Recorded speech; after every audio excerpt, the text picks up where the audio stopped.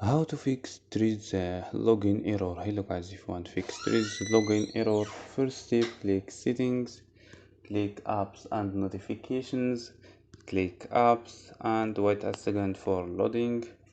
Scroll down for search app or click here for search. Go to force stop, click OK, and go to storage, click clear data and click OK, and click clear cache. After these steps, don't forget to restart your phone. So don't forget like and subscribe. Bye.